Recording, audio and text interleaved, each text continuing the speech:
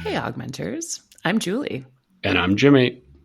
And we know that great leaders have great mentors. And today we are joined by a great leader, Ahva Sadeghi, the co-founder and CEO of SiMBA, a comprehensive platform for organizations to onboard, manage, and engage early talent. This episode is arched by our AugMentors principle of consistency. You will learn how to connect better with others by remembering that you need to be willing to forgive.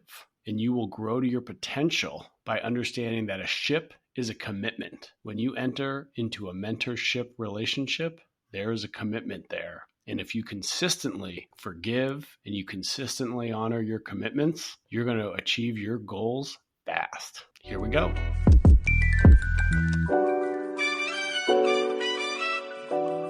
Ahva Sadeghi, we are so excited to have you on AugMentors today. How are you doing? I'm doing so great. Thank you so much for having me on board. Thank you. Well, I have to say, I met you at a conference and you are so incredible because I was actually pitching my services and you completely came in and backed me up without any benefit to you. You were like, actually, that woman really knows what she's talking about to the potential client. I was like, oh my God, who is this amazing woman who is so supportive and enthusiastic about another entrepreneur that you totally put your neck out to talk about the work that I was doing. And that just made me feel amazing. So I wanted to thank you for that. It was clearly a spirit of we're all in this together. Absolutely. Well, I just absolutely loved what you're pitching. And I think as, a founder in this space, I always have my eyes and ears open because you're always learning. And even when I know that the clients at the table, there's always room for partnership and growth. And so I've been through accelerator programs, so I loved that. And I just truly believed in what you were doing too. So it was very authentic. Well, it is super mutual because I really believe in what you're doing. And I'm so excited to have you on today to talk a little bit more about SiMBA and talk a little bit more about your background and the kind of work you're doing. And then really how, again, going back to collaboration, right? How, you'll talk a little bit more about your platform, but how do new people entering the workforce have the support that they need. So before we get started, we'd just love to hear a little bit more about you. And we open up our podcasts by asking our guests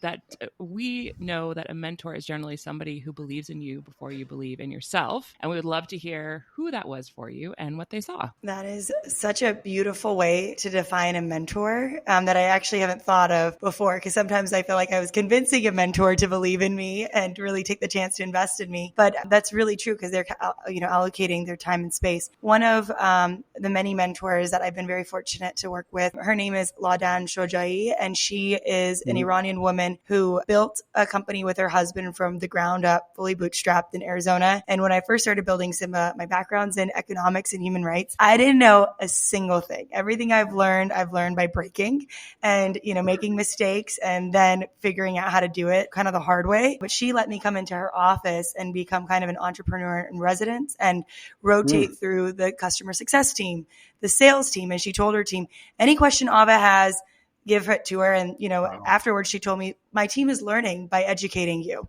And so she saw the value in bringing me on board, but that changed the entire trajectory of my career. And it's really why I was able to create SiMBA, because I had such an amazing mentor to learn from. Amazing. How did you find and meet Ladan along the way? So it's kind of funny, but my mom had met her at an event at Arizona State University. And at the time I was living in DC. Yeah. My mom is our honorary salesperson and advocate. It takes a family. Everybody has to be all in, right? 100%.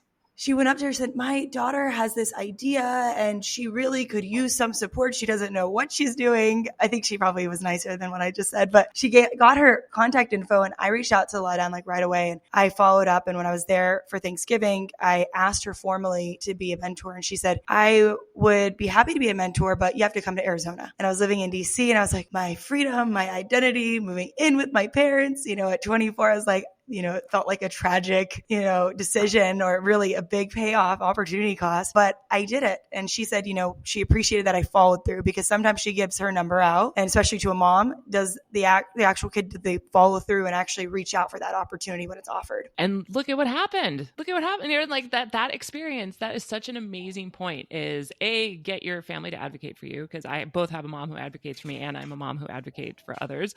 And also that you followed through and actually took the time time to come to Arizona, to spend time with her, to really absorb what she was teaching you, which gave you this opportunity to be able to grow from here. Was there any like key phrase she had or any like words of wisdom that stick with you when you're kind of like stuck in something that comes to mind from anything she taught you? Yes, there are a lot of things, but the one thing that I really find profound is that everyone who comes into contact with SiMBA should be better off for it. So whether like, and I think about that, as a new person joining and, we're a startup, we don't have as many resources and, all the resources that you might have in an organization where somebody might join and they might max out and they need the next opportunity, right? We don't like our growth trajectory can be so limited, but did they learn? Did they get new resources? Did they get skills? And how am I still connected with them long term? And I think that's, not only our team, but our customers, our mentors, and just, really showing up with that type of mentality in everything we do. I love that. It's really simple, but it's a really good framework to continue to use when you're in a situation that you're like not sure what to do. It's like, okay, am I making an impact on this person? All right, well, let's dig in. Tell us everything about SiMBA that we need to know. I have a very important, I think, initial question, and then maybe a more productive one afterwards. But my dad will say he plays the stand-up bass, and I always ask, can you tell me the difference between that and the cello, please? So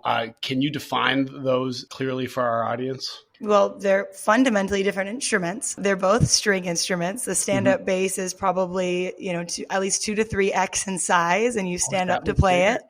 Yes. And the cello is much smaller. It is, you sit down, you play it. A lot of people think of Yo-Yo Ma when they think of the cello and the Bach suites. The cello is the closest sounding instrument to the human voice. So a lot of people are very inclined to enjoying the cello, and cello oftentimes has more melody opportunities than the bass in the orchestra. They sit close together and they're both kind of in that bass lower tone area. Thank you for providing the fodder that will had the best conversation my dad and I will have all month. So I appreciate that. Of course. and then more related to SiMBA and a real professional passion of mine, which is apprentice programs and experiential learning. How do you define the differences between internships and apprenticeships? I think this will come into mentoring as we circle back later on, but what's some of the specific clear differences in how SiMBA views them or how you view them personally? Well, I'm so happy to hear about your interest, and I'm also really curious to learn about why you're so passionate about this space as well, because we love the space so much, and sometimes we're often educating people on the why and the power behind it. So it really means a lot to hear you say that. And for, I was going to say for me, but really there's really legal reasons that they're very different. When we began with SiMBA, our whole vision was around remote internships. And if I just take a moment to quickly kind of share how we got into it, my background is in social impact and human rights. And after I finished my graduate studies, I was very fortunate to do a fellowship with late Congressman John Lewis in Atlanta. And that's where I began the idea behind SiMBA, because he tasked every fellow to create a social impact project. How will you address civil and human rights in your respective countries? And I was representing the United States. I thought back to the 6 unpaid internships that I had to claw my way into getting, and thought, if we're really preparing people for the workforce, how come it's so difficult to know what it's like to work? And you have to spend potentially $250,000 before you get your first job. It's just baffling. It's wild. It's ridiculous, frankly. And so that was the idea that we kind of wanted to fix and solve for. And I thought back to my own experience. I was one of the first remote interns at State Department and wanted to build infrastructure around that. And so we designed that in 2017. It was really challenging. We were ahead of the game. And then in 2020, we were the only player in the space. And my co-founder and I weren't paying ourselves. We were in Techstars, and we had 38 inbound demos in one day from the likes of like IBM and Chewy and Robin, all these big companies. And we were like, we don't even know how to, take all these things on. I mean, we were using a type form. Like we didn't even have like a demo form sign up thing that was official. And so, that really taught us how exciting this space is, but also during the same time, many internships were canceled. About half of them were canceled. And we also did a bit more digging. We created a fund with Pay Our Interns. About 40% of internships are still unpaid. So that's a fundamental difference between internships and apprenticeships. Internships do not legally... Yeah. You actually have a wage and a whole process around apprenticeships. And I like to think of apprenticeships of like actually training and learning on the job. You don't need to have prior experience to join and do an apprenticeship. Whereas internships are usually like let's get your feet wet. You're already studying this. You're maybe in a degree or a boot camp. We want to give you some mentorship. And oftentimes internships are kind of more early in your career. That doesn't mean that's not the same thing for apprenticeships. Apprenticeships can be much later in your career. We see the age group a little bit older for apprenticeships. And then for the business, there's also a lot of tax benefits and ramifications around the benefits of leveraging apprenticeships. So like there's a lot of funding for the IRA for energy and solar work that companies are trying to rally behind apprenticeships. So you're getting CFOs funding and doubling down on apprenticeships, where internships sometimes feel like a CSR strategy that, when half of them are canceled, you're kind of like, like what's going on here? So those are some of the little fundamental differences, but there are a lot more I can dig into. I mean, internships as a CSR strategy sounds like a pretty flimsy strategy, if you ask me. I mean, yeah, it's so frustrating.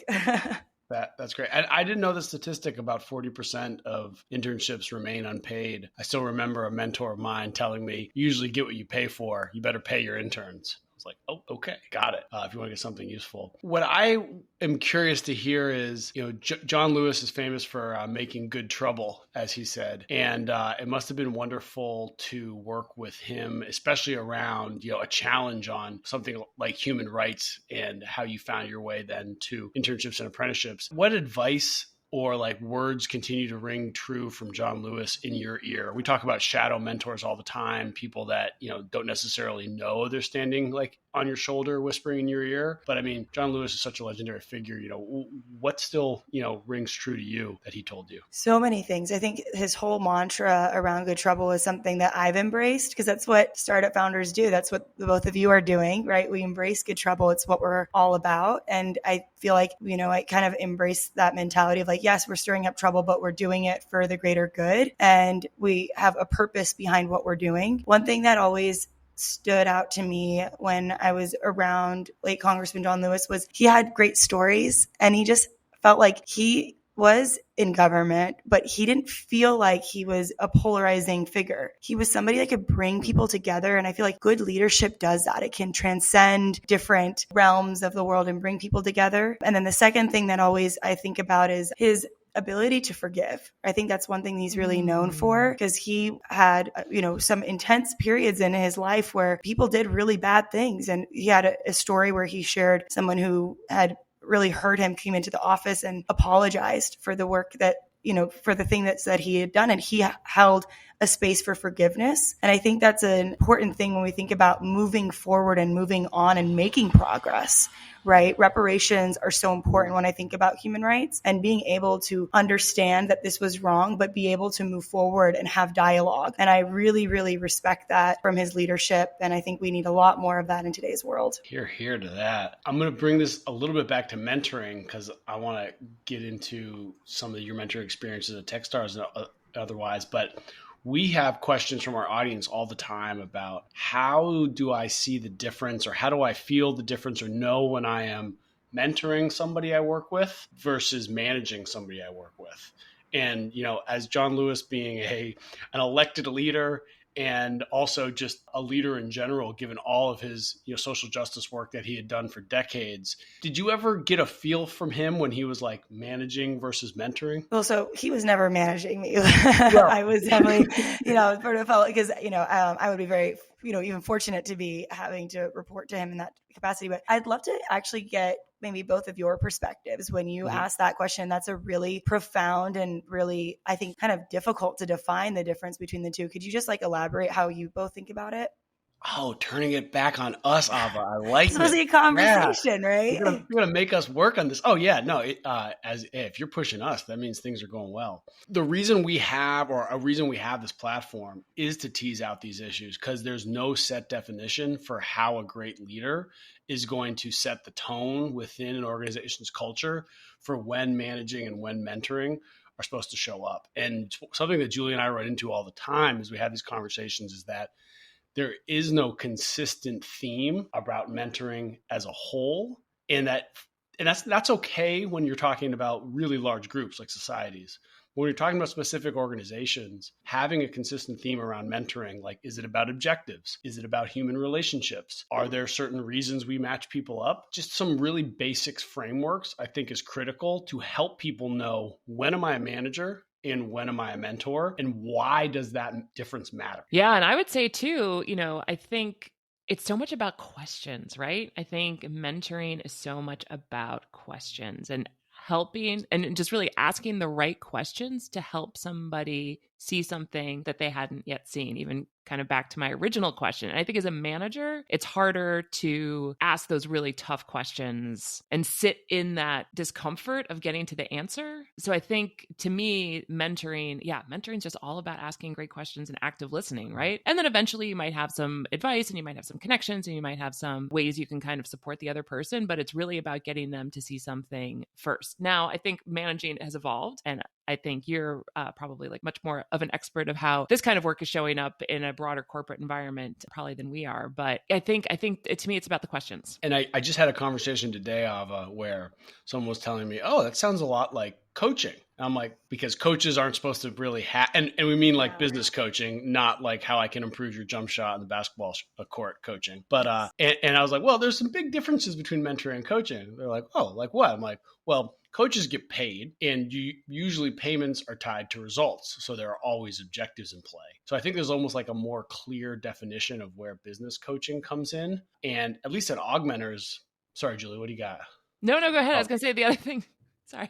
He knows when I get like all excited. I'm like, oh, yeah, I think so. Right. Because you're probably not going to have like 5 coaches unless you're like, really, I guess there's some like, tech CEOs that have, 5 coaches, but you can definitely have 5 mentors. You can have 10 mentors. Like you can mentor 5 people. You can mentor 10 people. I think you can just have a much broader perspective and get a different, which to me feels like if you've hired a business coach, like you're listening to what that person says, obviously, unless you're a very wealthy CEO who has, multiple, but then you have to kind of like discern there.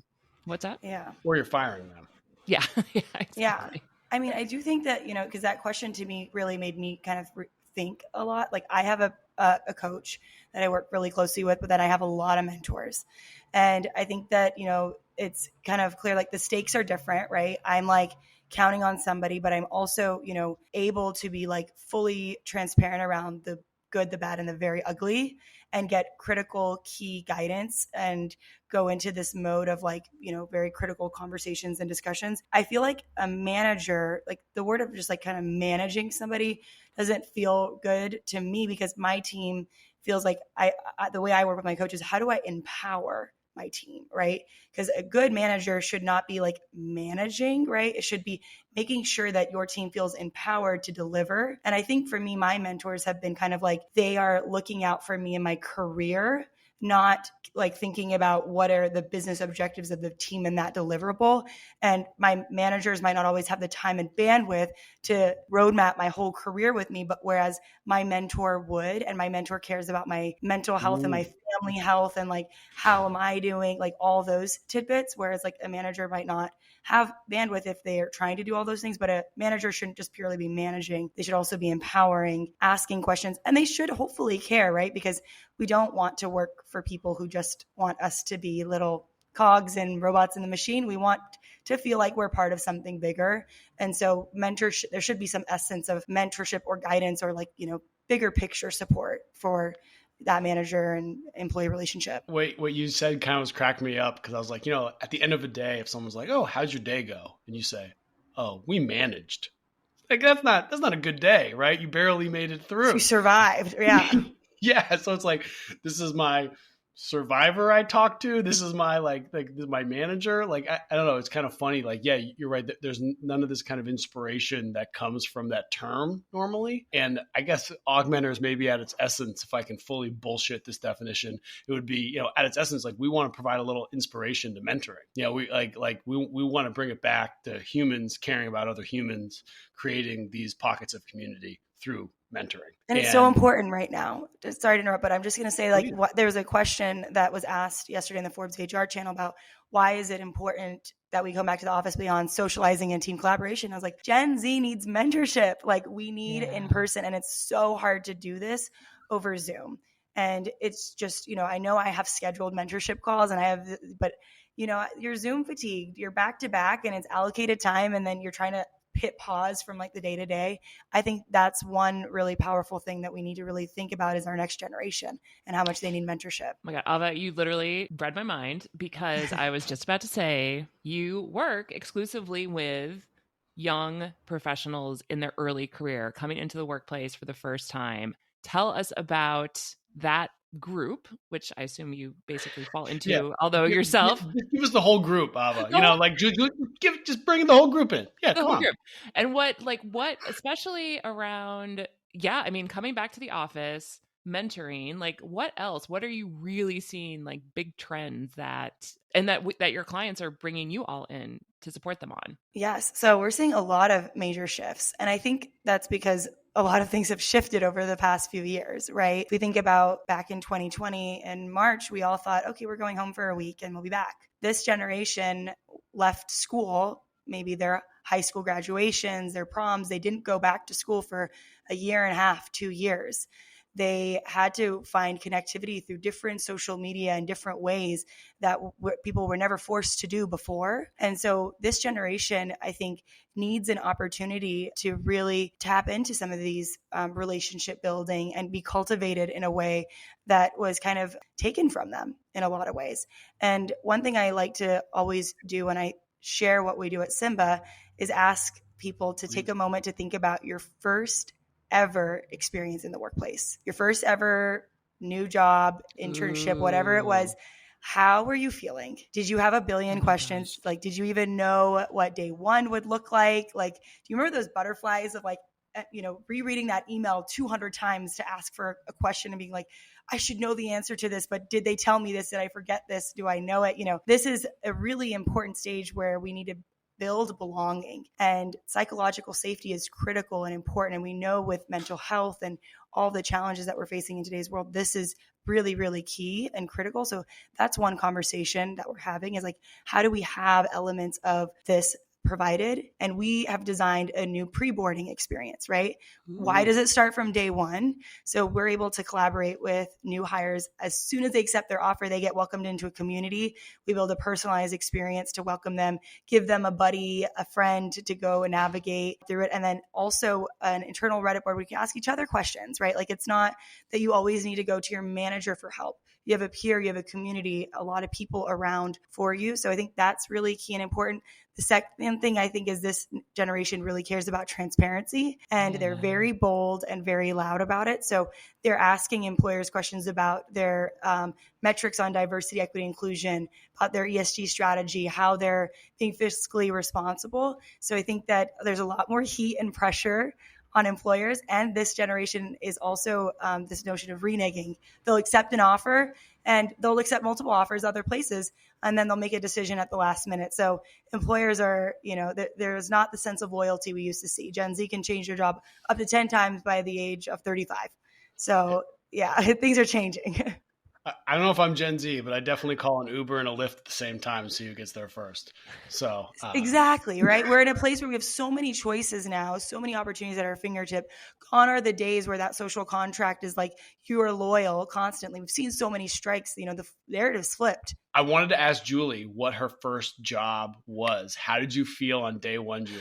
Oh my gosh. Okay. So my first job was at Leo Burnett, which is a big advertising agency in Chicago. And I had an internship in the research department. And it was the summer between my sophomore and junior year. And I thought, and I think it was true, that I had to wear pantyhose. I'm quite old.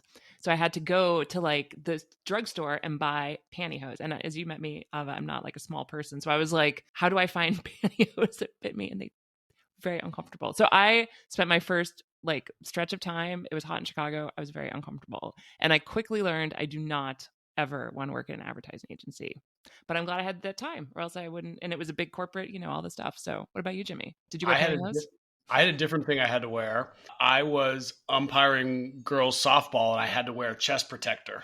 And I actually got great advice from this job. Not a whole lot of emails, even though I was managing other umps. And I remember thinking, because Ava, you're cracking me up when you said like first job, how do you respond to emails or do things? And I'm like, well, how do you know if it's a ball or a strike? They're small people, and because it's girls softball, it wasn't women's softball. It's like you can't tell anything, whatever. And someone just like, it took me a game or two, and someone was like, you just got to say it and stand by it. And it's almost like, well, how you gonna, you don't know everything. Well, what are you gonna do? Like, well, just write it back and be like, hey, do you have a reason for why you did what you did? And it was kind of simple, but a very different issue. And let me tell you, I don't wear chest protectors anymore either. Except when he forgets to press record and then. Ava, what about you? What was your first? So one of my first opportunities was the remote internship at State Department in DC. Oh. And funny, I mean, I share this story, especially when I'm speaking to like young students and entering the workplace, because there's so much, pressure, right? You're finishing high school. Everyone's like, where are you going to go to school? You're finishing college. Everyone's like, where are you going to go to the first job? Right? And this market right now is really brutal. My first job, I actually didn't get it. I got the rejection, and it was on my birthday. I was like really sad. I was a sophomore, and I was like, well, I'm going to let them know I'm going to apply next year and ask for feedback. And then they emailed me back saying they made a spot in the internship for me, which was awesome. Yeah. So it was great. I had a lot of anxiety because it was all fully remote. So I was like trying to make sure I was showing up, and I didn't really know what it meant to work remotely in 2013 and show up, via email. But it was a really, really profound experience. Well, I'm like, all I want to do is ask you what your day was like March 23rd, 2020. Like, I want to know what that felt like when 32 companies were like, hey, we want your platform. And you're like, oh my God, like literally, I don't even like, that must've been really overwhelming. I mean, it was so overwhelming, but we didn't even have time to think about how overwhelming it was, right? We were like, let's go, let's get to work. Cause before then we were pre-revenue. We were fighting, clawing, like being like, just give this a shot. Like, and then you would do a free unpaid pilot, and, people, are busy. If you haven't paid for things, you don't have necessarily commitment. So this was like go time. And all of a sudden we had 10 customers in like a month. And these are enterprise level customers. We were like, one of our customers emailed us like, where's your help center? And we're like, we got to build a help center. Like we didn't even, behind the radiator. Yeah. And there was no ChatGPT to help us build that out. We were like designing it as we were building products and launching, and we had only Figma at the time. So my co-founder basically didn't sleep for a month to actually build the product. Everybody's like, the pandemic. You're like, I don't even know about it. Like, what? Like, I'm obviously not leaving my house. So like, I had doors to go. I guess that probably like made it easier. Wow. That's wild. I would love to like transition a little bit, because I love your podcast, Open Up the Workforce, talking about DE&I and talking to DE&I leaders across the board. We would love to talk a little bit more about that specifically. And as the workforce demographics are changing, there's like very much an old guard. There's very much, like you said, Gen Z coming up who is diverse. They're outspoken. They are demanding things. And, folks who are older are like, wait, I didn't ask, back in the day, we didn't do blah, blah, blah. How do you think potentially even mentoring programs could support opening up the workforce and creating more dialogue and collaboration between, sort of the old guard and new employees? So many ways. I think that what you're doing is so exciting and really profound. And I'm so excited Go on. Yes. see, like, we feel the same about you. Yeah. Oh. And this goes back to, our first instance meeting together. Really, I truly believe in what you're doing. I think that what's important is this mindset shift of thinking that we always learn from people who have more wisdom or who have more experience. And starting SiMBA at the age of 24, I feel like people had always asked me about, what was it challenge creating, a women, tech company in enterprise tech. We raise venture capital, less than 2% go to women, and, fraction of percent women of color. So, the biggest challenge was being so young, people taking me seriously and believing that I am a co-founder. At one time I was at a meeting where I waited like almost 45 minutes, and I came up, I was like, are they ready yet? And they said, we're waiting on the CEO. And I was like, oh shit, I'm the CEO, just kind of, I think that's a really big challenge. So one thing that mentorship programs can do is create a space where there can be this two-way dialogue. And that's why we're SiMBA, for symbiotic relationships. Love That's it. a shameless plug, but it's really all about this two-way. Is this not about the Lion King? Am I aging myself? Yeah, this is not a lot. You are not aging yourself at all. Well, at least not Okay. with me. But yeah, this is definitely about symbiotic relationships. We Can don't I have say enough to like pay the old attorneys king for holds up the new that. king? So like we're supporting from, okay, never We mind. love the connotation of it, but we're SYMBA because it's Yeah, symbiotic. Yeah. And we don't have, the kind I of love it. attorneys who can go for Yeah, that copyright that, we'll be in trouble. Not yet. amen to Not that. yet. You could That's if a you wanted to. brilliant name. I love it. Thank you. Thank you. But that's what I really believe is so important is that kind of space where we can share that two-way knowledge. How can the old guard learn from the tech savvy, forward thinking individuals? How can they learn new things about how to be inclusive, how to show up, pay transparency? Like, how do they know that that's important? So I think it's really creating space for that two-way exchange. So how do you think, because what we see is that there is this sort of old guard who is afraid, frankly, I believe, of what is changing, what is coming. How do you help them see the benefit of them mentoring and really learning from this, from Gen Z? So change is so hard. As somebody who loves behavioral economics and even IO and how we think about change, I mean, it is so hard. Even convincing somebody who believes in they need something to actually make change is very, very challenging, right? I think the incentives have to align. But one thing I think can be really powerful is storytelling and giving examples and making them believe, because it's an art and a science here. And I think one thing that we have to really encourage them to do is potentially, I would say, tap into like the essence of giving back, and then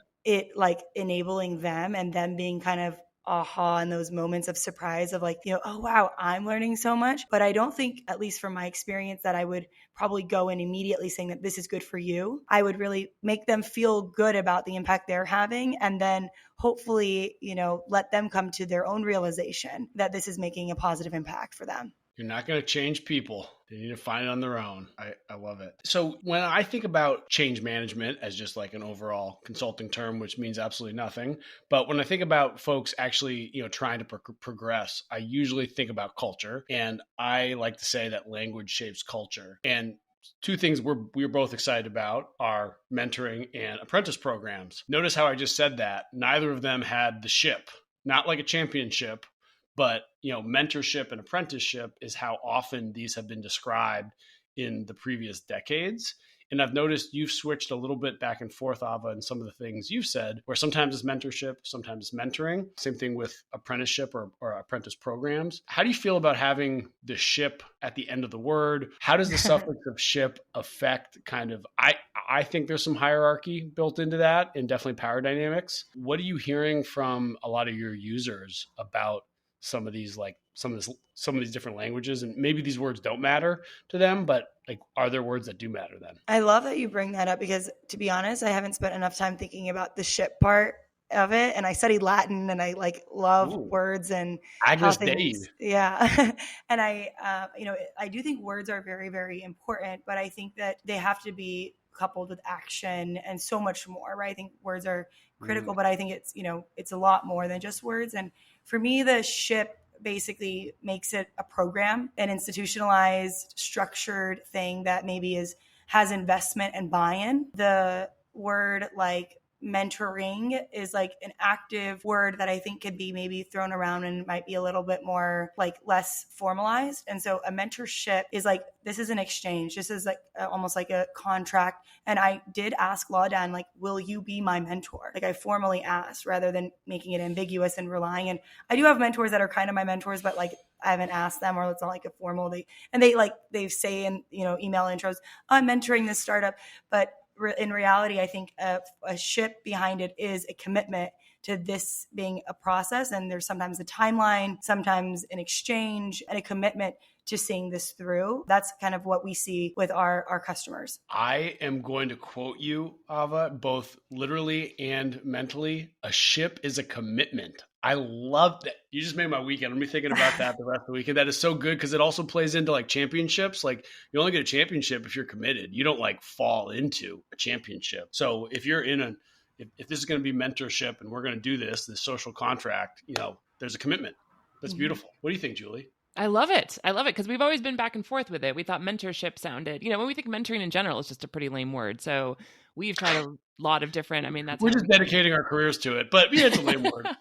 That's how we came up with AugMentors, right? Is like augmenting mentoring and creating something a bit new. But I think that is really, really helpful. Ahva, my last question for you, and I know Jimmy has a quick rapid fire, is are you seeing that the actual concept of wanting mentoring within an organization, is that coming up on your company side, like your client side, as well as with your, sort of Gen Z new folks coming into the workplace? Is that coming up? All the time. I think so. When we launched SiMBA, we actually launched SiMBA just initially for like new interns and apprentices and new hires joining, and then like an admin who can like kind of manage and set up the instance. And then 2 weeks in our first launch, the team said the managers want to get on it. And then a few weeks later, they said the mentors want to get on it. So now we have for every new hire, there's a mentor, a manager, and even a peer buddy they can have. So we've actually formalized a actual user persona and feature and built structure around that. We hear that almost all of our customers, I think actually every single one of our customers has a mentorship program and is committed to it. I do think that making sure they see the ROI, the bottom line, and it's institutionalized, there's structure, there's investment, there's commitment behind it, is another thing that we have to always work through. But we do hear it with every single one of our customers. I think that's always the biggest challenge. Consistency, and what is everybody getting out of it? Exactly. I love the idea that a peer buddy can join SiMBA. I got to give a shout out to Jim Ducar, my OG peer buddy at work. That's so much fun that people can like actually, call that out. That's such a great way to like make sure that it's a fun process and that tech is actually like enabling better lives, not just, more workflows. Yes. Yeah. Ahva, this has been awesome. I have just a couple very quick questions. This is my verbal Rorschach test. So whatever comes to mind, just say it. I'm going to say a couple words. You tell me what comes to mind. Uh-oh. They're easy. They're easy. When I say mentor, what do you think? Commitment. The ship. When I say mentee. Newbie. How about sponsor? Champion. And if I say coach? Strategy. Love it. Do you have anything physical? This is not anything that's rapid fire, but do you have a physical talisman or memento that you bring sometimes to meetings to kind of like unlock the room and make people more comfortable to share? We sometimes call it like the book in book club. No one talks about the book, but it lets people drink wine and shoot the breeze. I don't actually. I feel like I really go into that space and I try to build something that's kind of unique to their experience and try to learn what they do. But we do have our blue teal suits that are SiMBA-fied, and we wear those, and whenever we're at places, people recognize them. But that's kind of like... I remember you wearing that. Were you wearing it at the conference? I think I was wearing it at the conference. I don't think I knew to look for it. I knew to look for it. That's awesome. That's so, Jimmy, we need that. We need. But I love the idea. You love the idea of us in seafoam greens. No, I love the idea of having like a moment, like something that I could bring to like a meeting to open up. I think there's a lot I can learn from your team and how you've been working with organizations to open up and create that space, because as a startup, it is really hard to get people to open up and be willing to innovate together, especially if we're going to like these like really older companies that are being open to trying out something very new. I think that might actually be really profound. So I love that idea. Amazing. Honestly, Ahva, this is such a pleasure. Your energy is incredible. I am so happy that I got a chance to meet you, and I'm so happy that we had a chance to have this time together. And I am very excited about seeing where all of our journeys take us. Likewise. And so excited for you all. I think there's some exciting collaborations coming up very soon. So appreciate the opportunity. Watch this. Yes. You got it. Thank you. This was a blast. Thank you so much.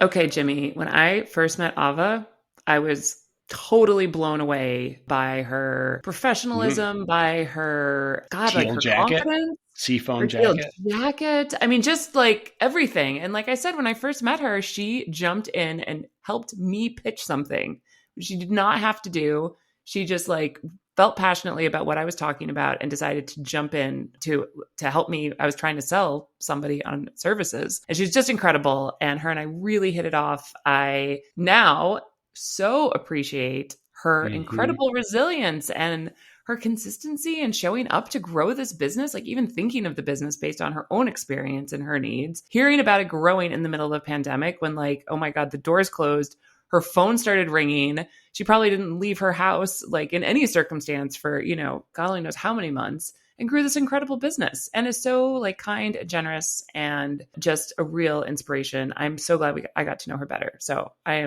know I'm fangirling hard, but it's just where I'm at, being honest. Amen. Hey, and it's inspiring us to talk about deep purple matching outfits. So, Ahva, shout out all around.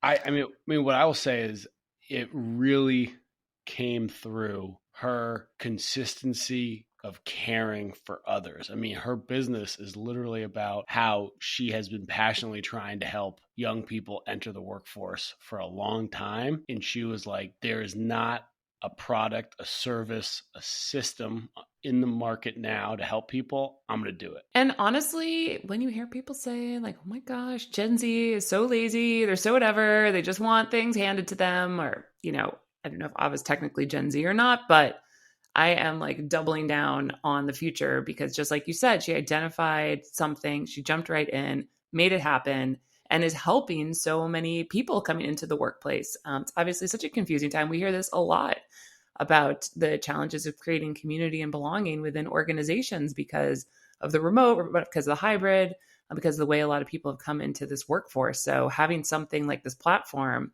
and getting so many companies bought into it is really encouraging. And Ahva having the foresight to be able to create it. And the skill to keep it moving. Yeah. Ahva is very much an inspiring figure. Hopefully we get to run into her more soon. Yes. I think we'll just try to follow her and see where she is. I mean, we'll be in our purple suits and she'll be in her teal suit. So she will identify us. She'll know it's us. I don't think we can hide. Anybody that can help you sell is definitely an impressive and towering, figure in business. It's hard to out biz dev, the biz dev pro. I'm blushing, but you can't tell. But there's also a lot, it was a wonderful conversation. I mean, Ahva is super sharp and talking about how she navigated all the different aspects of her business, how she gets through a whole lot of, whether it's real or, subliminal red tape, to be a founder and to be raising money and hiring people and helping others hire people. I mean, there's a lot you can learn from what she told us. And I think it was really beautiful that she, continues to remember some of her earlier positions and experiences. So just being able to come back and think about her time with John Lewis, the late, great congressman, and to think that even when you have these really short times with somebody, you could have a shadow mentoring relationship for a long, long time. And clearly John Lewis, even past his time on Earth, continues to advise and mentor Ahva as she grows her business. And let's be honest, who wouldn't want John Lewis helping you grow something? And who doesn't want to see somebody succeed who is trying to do good in the eyes of John Lewis? I did not realize John Lewis was part of her story. I was actually surprised when she said that. But clearly it was a little bit of that moment where there's like little bit of magical fairy dust, I think, sprinkled in Ahva's path to get her started and going. So I cannot wait to see where she keeps going from here. And we will definitely be cheering along. And already I feel mentored by Ahva. So I feel grateful for that. Amen to that. And, fairy dust and good luck is created by hustle, and Ahva hustles. So. Yeah, it was a great conversation. AugMentors out.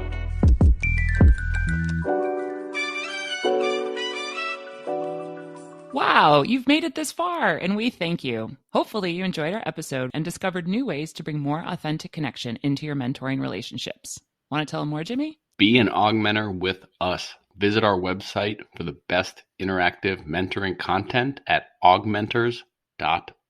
Share our podcast with someone you care about. Like and subscribe. And yes, really, you following our show and writing a review, it's a big deal. Your actions provide us with the resources to continue our undefeated, unencumbered, prize-winning productions. We welcome questions and suggestions via email hi@augmentors.us or on social with our handle @AugmentorsHQ. We are most active and available on LinkedIn and YouTube. Shout out and earnest thank you to our intrepid producer, Erlen Cato. We appreciate you. AugMentors out. See ya.